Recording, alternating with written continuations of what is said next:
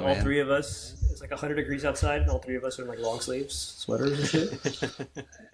I'm Makes doing this the look more hoodie thing. It's interesting. like my look for every episode. Yeah. I know what you're doing, bro. Yeah, I got I'm the not gonna let you yellow. see it. I got pajamas underneath this, but it's just a hoodie over it. So.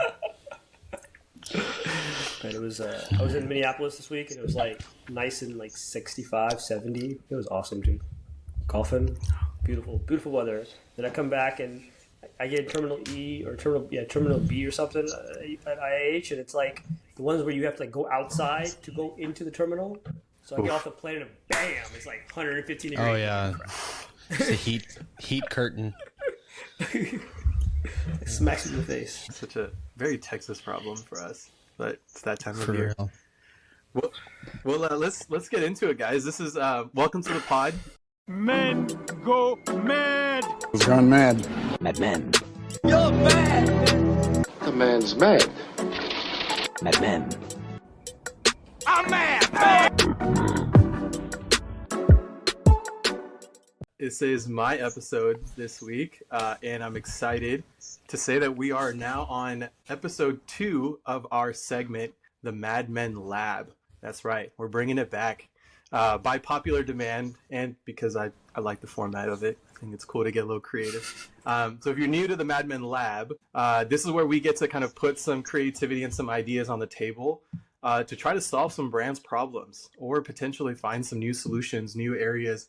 A little bit different from our traditional kind of current trends analysis and trying to keep up with what's going on today.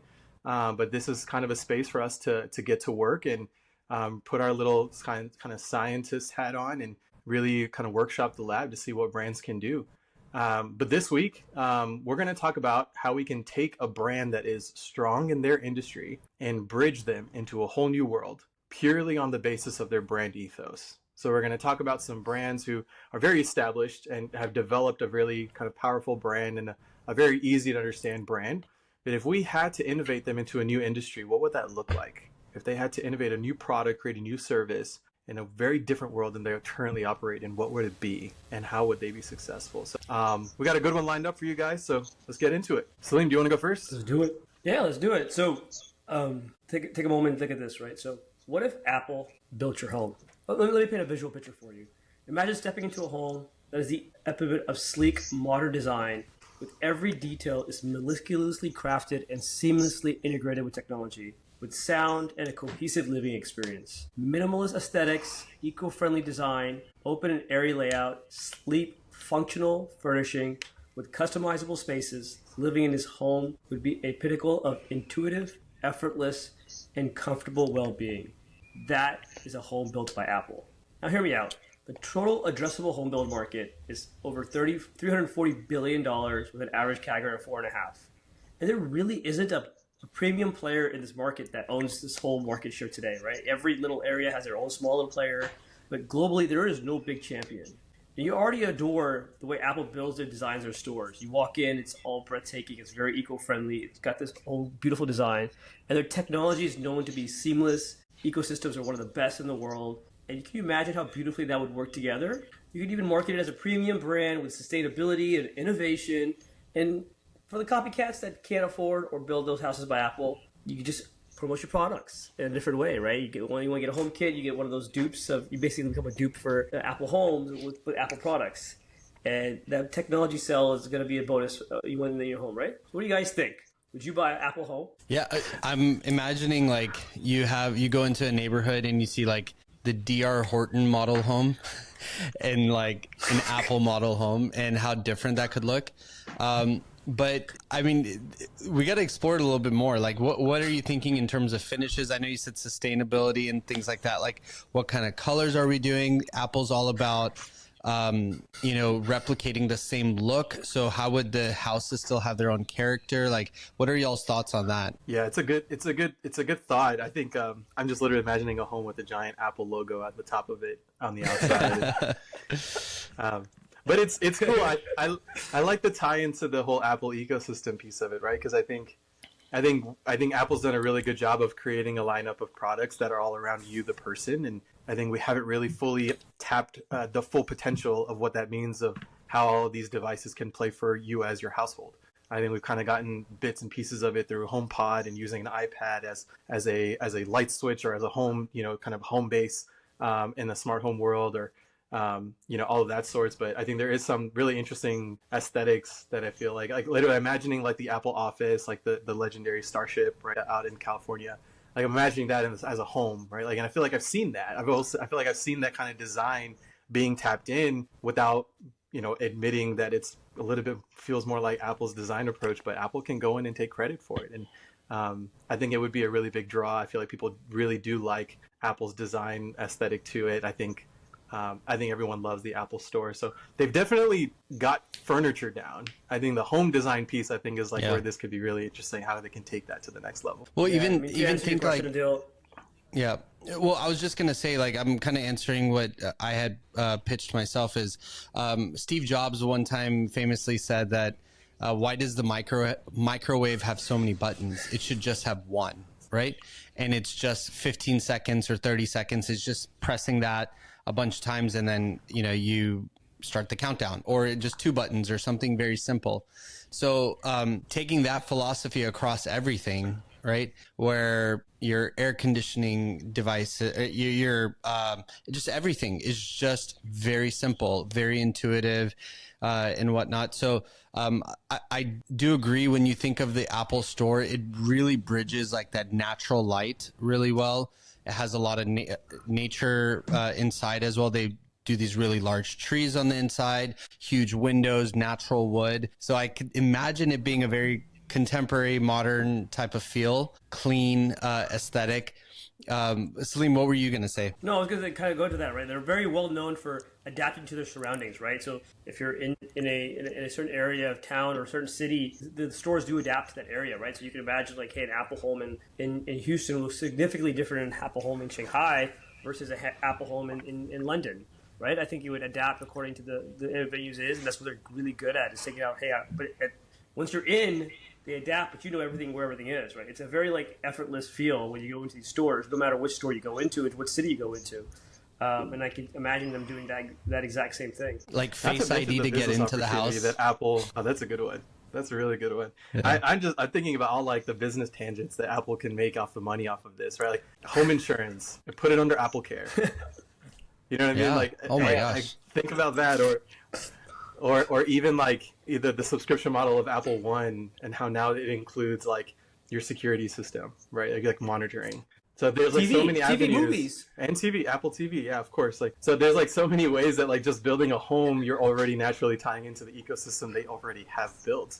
And so it may not be as hard for them as we think. So that's pretty interesting thought. It's I think cool. Honestly worth exploring. They let go of auto, so let's get into home. Anyway, next one. Adil, what do you got? All right, so I'm going to kind of pitch a similar question. Seth Godin famously asked, if you were to design shoes for Hyatt hotels, would you have any clue what they would look like? Now, on the flip side, if Nike was to design hotels, you would probably have an idea of what a Nike hotel would look like. So the question that was pitched to us is, what would a Nike car look like? And so that's next on the Idea Lab. Nike is known for its sleek colors, orange accents, and of course their famous swoosh symbol. To make waves in the automobile industry, we would have to take a page out of the Tesla book. So you need to make one car that is super sexy that people want and will pay for because it's different. So I'm going to pitch the first car that Nike should design. We're going to call it the Nike Air One. Of course, we'd have to license the word air from Lucid because they probably have rights over that. But those are little things that we wouldn't have to really worry about because the Nike Air One is going to change the game. It would be described as a sports utility coupe, so a two-door crossover that is sleek in design, streamlined body with sculptured lines. So it needs to look like it's going fast, even when it's still. It would definitely use alternative fuel sources like electricity or hydrogen, which would really change the game. But here's the thing. This is something that I had to add in. It would be the first production car that would use 3D printed airless tires. So being called the Air One doesn't mean that it would have this concept of these airless tires, which would make it really unique, playing off of the bounciness of their shoes and things like that. Inspired by Nike's Air technology, the Air 1 would have an adaptive suspension system that would adjust based on your driving conditions, of course.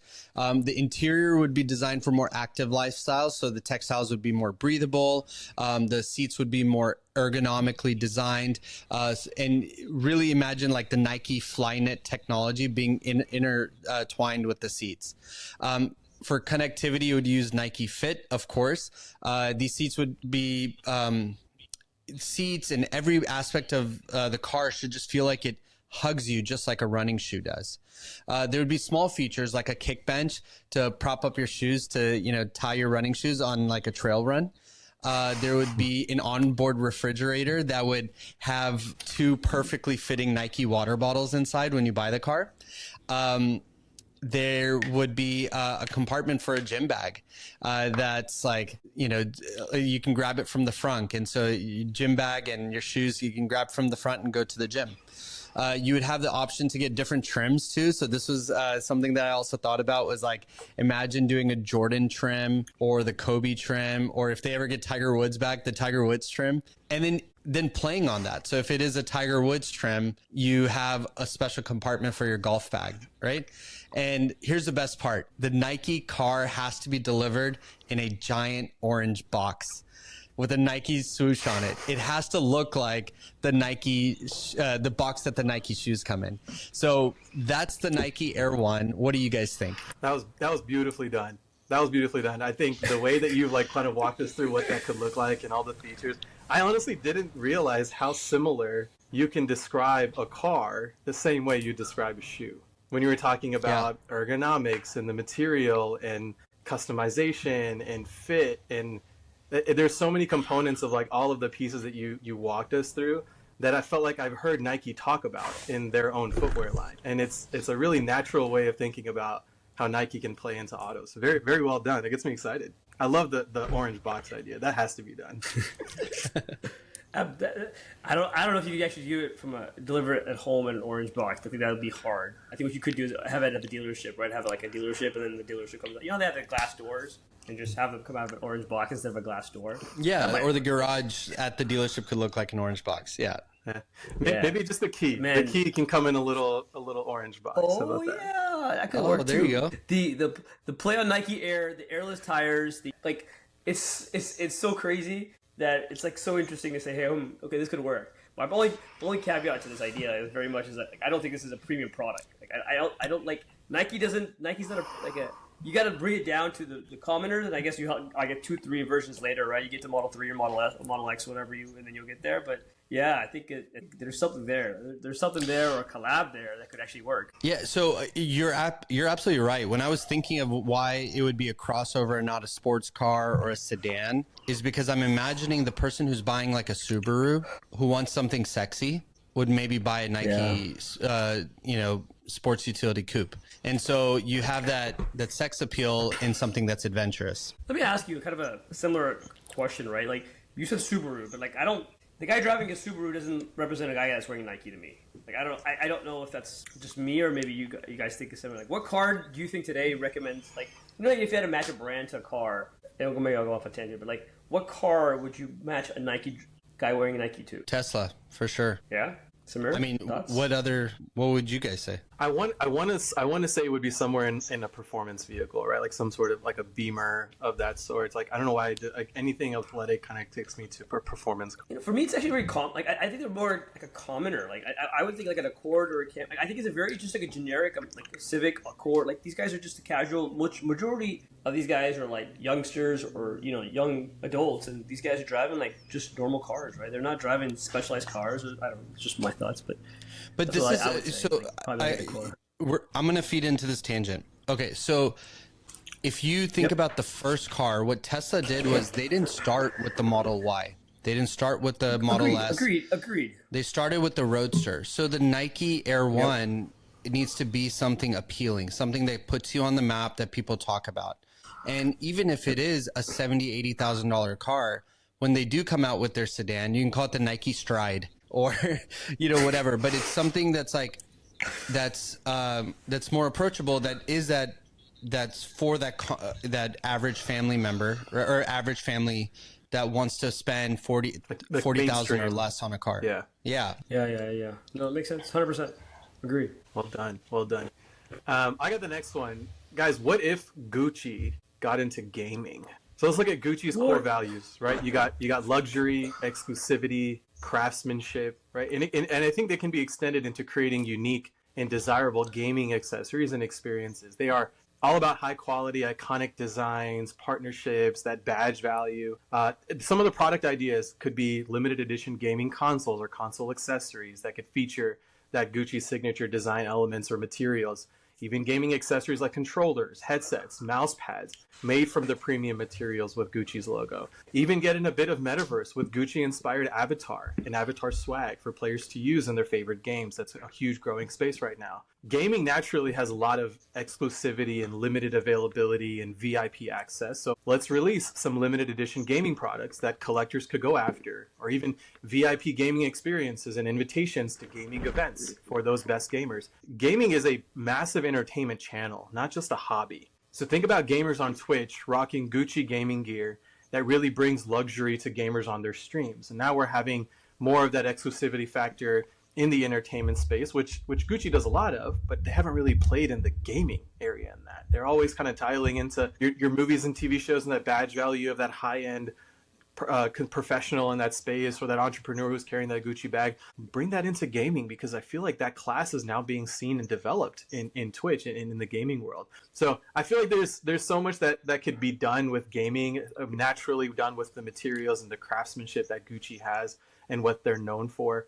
But gaming as an entire world for them to explore is what I would propose, because I think they haven't really tapped into that at all. But if they do, they could really create some differentiation in the luxury space. I don't see a lot of players doing that. And I think if what we've seen in the luxury space, constantly struggling to find relevance in mainstream, but because they don't want to be mainstream, but they kind of have to rely on it from a business perspective, there is ways that they can tap into luxury and still be seen as high end. But it doesn't have to be mainstream for it to be in gaming. You can be a premium gaming product or a gaming accessory in this very growing space of gamers out there. So that would be my pitch. What do you guys think? Yeah, I totally see Speed and Kai Cenat wearing Gucci. Like that. I mean, it could actually look really good. The headsets having the red and green stripe on it. Just even a simple shirt with the G being from Gucci and the rest says gaming, right? So that there's like small things that they could do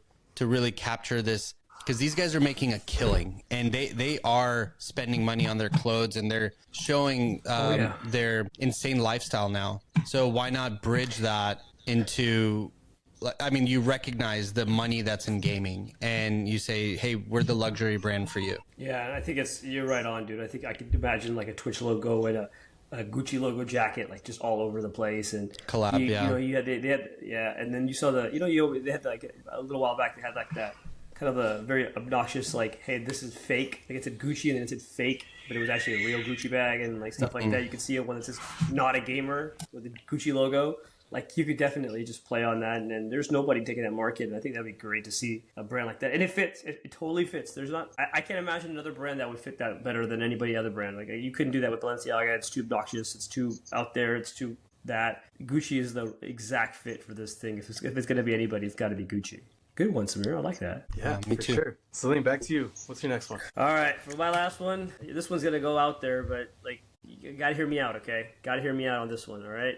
What if Disney got into educational institutions? Look, it's my theory that kids should rule the world, right? Everything that they get to, they're the simplest, they're straightforward, they get to the point, and what they get influenced today as a child influences them through their lifetime. That's why we all three and everybody else are huge Disney fans, right? And today in education, there's an evolution happening. People are all over the place. There's no synchronicity in any of the education we go to between the schools you're going into, the districts you're in, all this fun stuff that happens with these things, and the children are losing their principles and their learning tactics. But if you could connect them with one story or the elegance of storytelling and connect them through that, the ideas of inspiration, the ideas of hope, and the tools to make it. I mean, can you imagine a Disney lab with like a STEM-based lab, with like a Tony Stark inspired lab with technology, or a chem lab or history lessons for Pocahontas. Like these are different characters that intuitively tell great stories, and that could get integrated into education and build an institution around that and say, hey, look, these guys are going to be influenced. These are the right characters in most cases. We'll have to figure out the characters. But again, I think overall, I think it could be a really big momentum in education where you could connect these stories to every age group between preschool, all the way to high school and connect them through these different things, which can be connected back and forth. And you've got this whole empire that Disney's doing in a very large market that nobody's conquered. Globally, it could be the first global institution for education. Yeah, like the Imagineer Lab would be the STEM lab, right? That's a great idea. Yeah.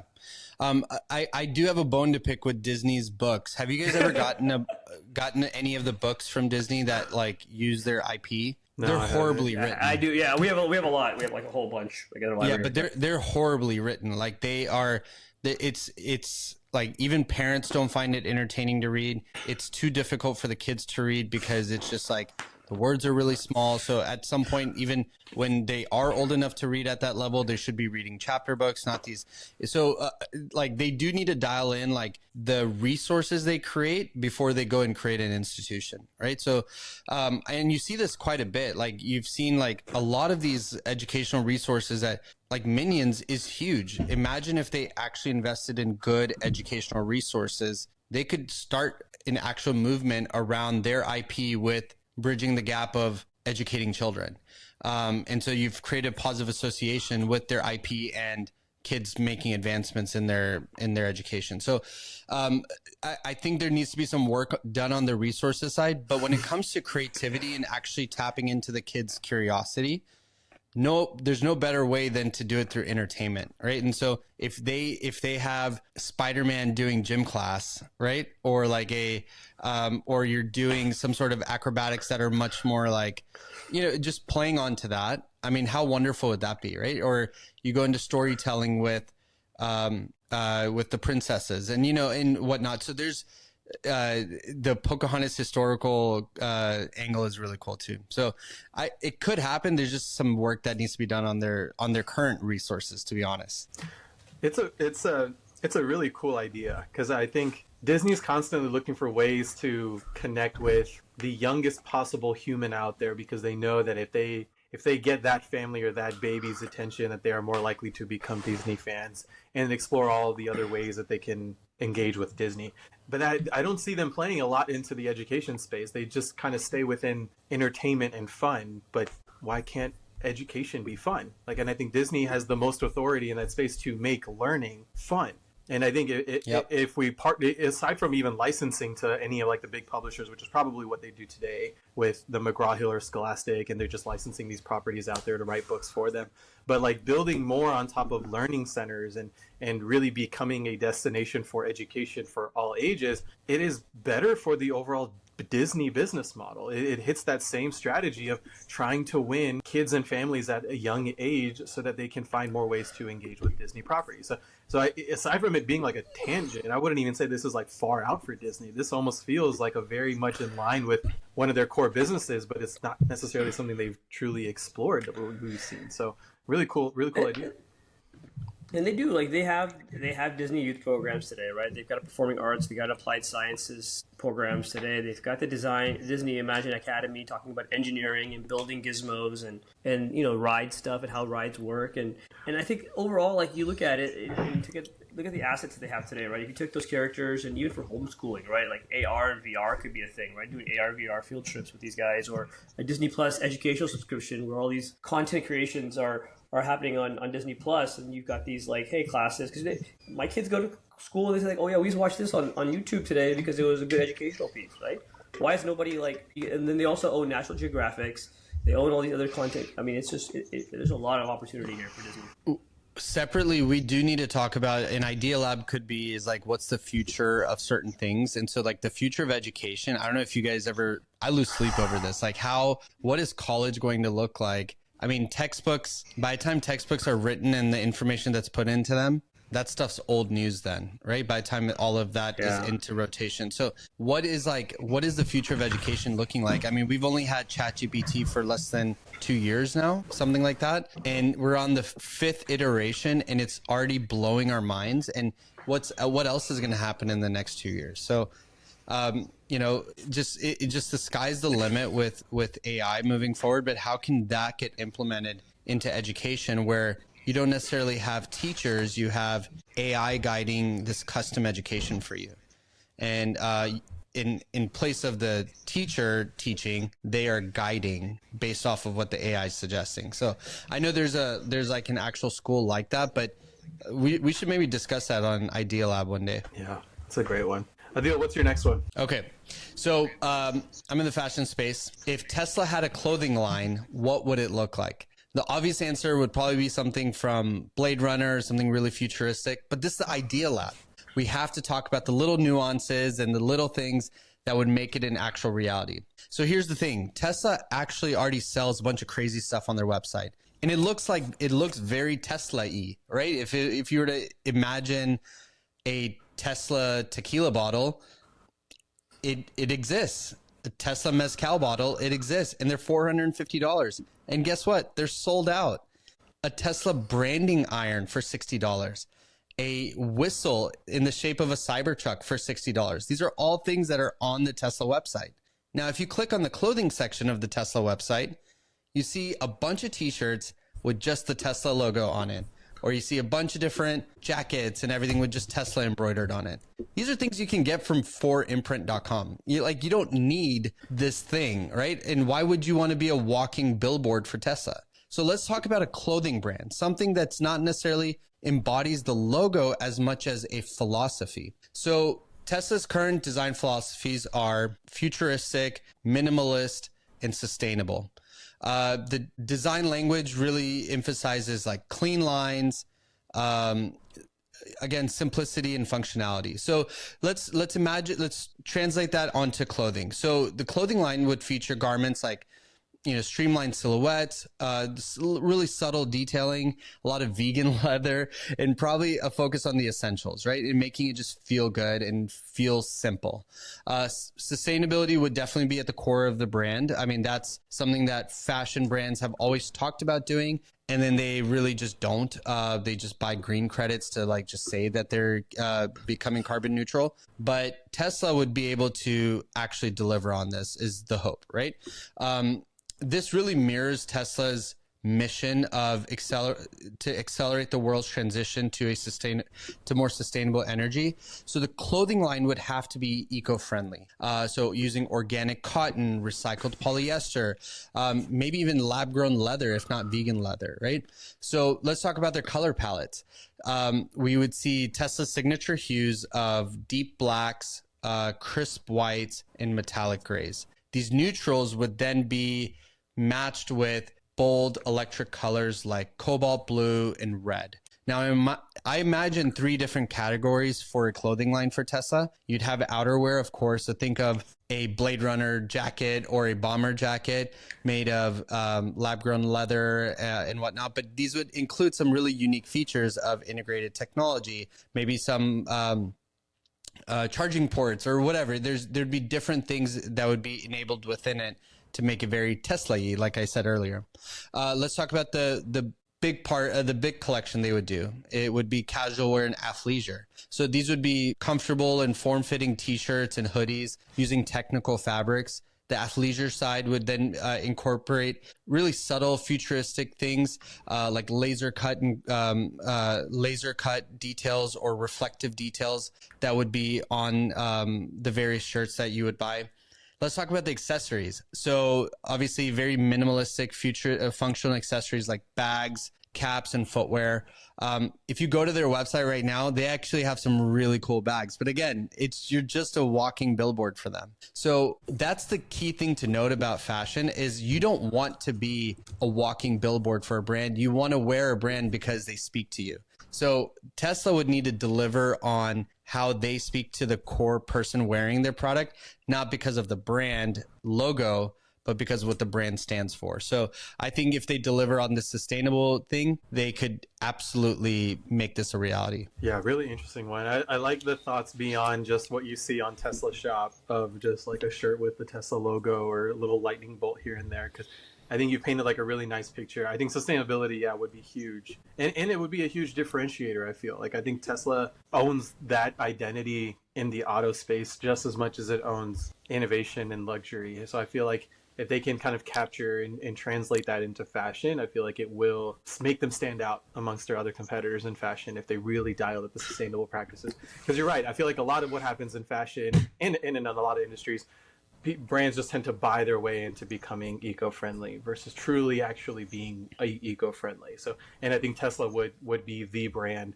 to, from the bottom up, be eco-friendly, and that be their key differentiation. So it's a really cool thought. Look, I like the idea, right? They'll like, I don't eco-friendly thing. Yeah, I think it's just natural for them, but I think there's got to be something in the design. Like if they went into fashion, like you look at it today, it is, look at their accessories. Like look at not the clothing accessories, but go look at like their sip cups. Go look at the karaoke bottle, the karaoke mics that they came out with. Like these are like all very like edgy. Like the idea is that they're not doing anything traditional, right? So coming out with athleisure clothes with like here and there fitting and that design, it's got to be an odd shaped like V-neck, like a V-neck coming from this. Like that's what I imagine. If I'm thinking Tesla clothing, I'm thinking about like a V-neck that goes like this way versus this way, right?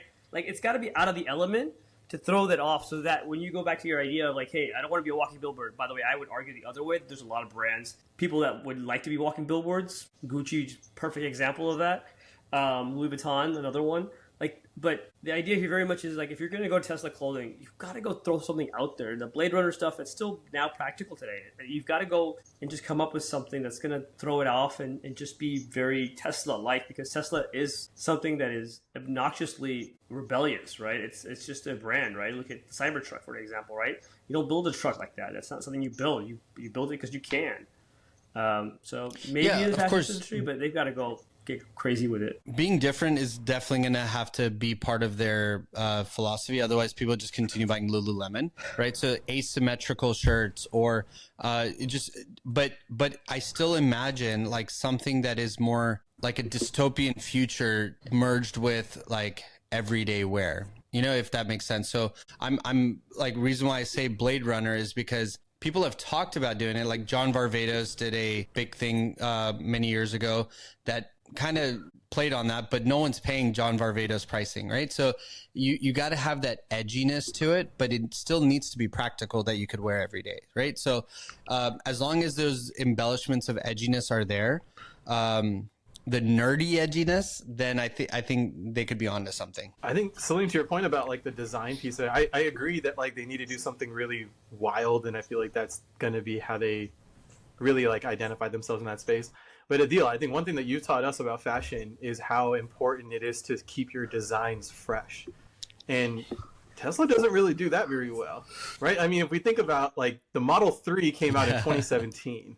Here we are in 2024. It looks no different than it did in 2017. Yeah, the Cybertruck looks super striking and very different. That design has been with us for what, 5 years now? Not as long as how long it's been in production, but when we first saw what the Cybertruck was. So can they keep up with how fast fashion has to change and adapt with the times and stay fresh and relevant? And I think that's where, when you said Blade Runner, like it sort of reminded me on like something edgy but lasting. And I think that it might have to be where Tesla has to play, because they're not going to be able to churn fresh designs and be striking every month, every year. They don't have that in their design system. But what they do have is to create some sort of design that is striking and against the grain, that will last and sustain for years and years and years. And that, to me, is really difficult to do in fashion. I think there's only been few brands that really been able to accomplish that, and they tend to be in the luxury space. But that's where my mind went around the design system part of it. All right. Yeah. All right. I'm going to get into my last one. Guys, what if Patagonia made food? One of my favorite brands who gets a lot of love from outdoor enthusiasts, right? Patagonia. Let's look into their brand ethos and core values. They are all about environmentalism, sustainability, quality. They have a strong reputation for producing high quality, durable outdoor gear that I think could extend into food products. Here's how I could think about different food product. Organic, ethically sourced food, which we know wins well with consumers these days. Think plant-based protein powders made from sustainable sources like pea, hemp, quinoa. What do you take with you on hikes? Trail mix, organic trail mix with a variety of sustainable sourced nuts, seeds, dried fruits, even nutrient-dense granola. Even for that heavy outdoor enthusiast, freeze-dried meals that are lightweight and nutritious, made for those outdoor adventures. I feel like there's a natural fit now to how they think about their product approach when it comes to outdoor gear, and just apply that same type of strategy and thinking to food. How can they create differentiation, transparency, and traceability? They can dial up that supply chain transparency to communicate the source of the ingredients and the production process, of course, ethical sourcing, sustainable practices. The packaging can be minimalistic, using recyclable and biodegradable materials, even offer reusable containers for bulk purchases. And a big strength of Patagonia is their community engagement. So think about local partnerships with farmers, food producers. They can have educational initiatives to promote sustainable food practices, and even support community gardens or urban farming initiatives. Think about what Kind Bars or Cliff Bars has established. But really expressing Patagonia's brand ethos in that category is a really strong player, I think, in food. So I think they can really give those big kind of what they kind of be seen as outdoor, kind of on the go, eco-friendly type of, or human-friendly and eco-friendly types of brands like Cliff Bar and Kind Bars. I think Patagonia can come out with something that really, makes them run for their money. So Patagonia with food, what do you guys think? I think they got it. I think that's easy. They've got this trust factor. They've got this natural resource factor. I think it would hit home easily if they could get the right product and right sourcing and the right farmers. I think if they played to that story to the end of it, like, hey, this came from this farm, this is how we produced it, this is that process, and people would listen to their story. The most important part is that there's 100 companies out there that have the same story, but people don't listen to their story because it's too hard to listen to their story because they're new.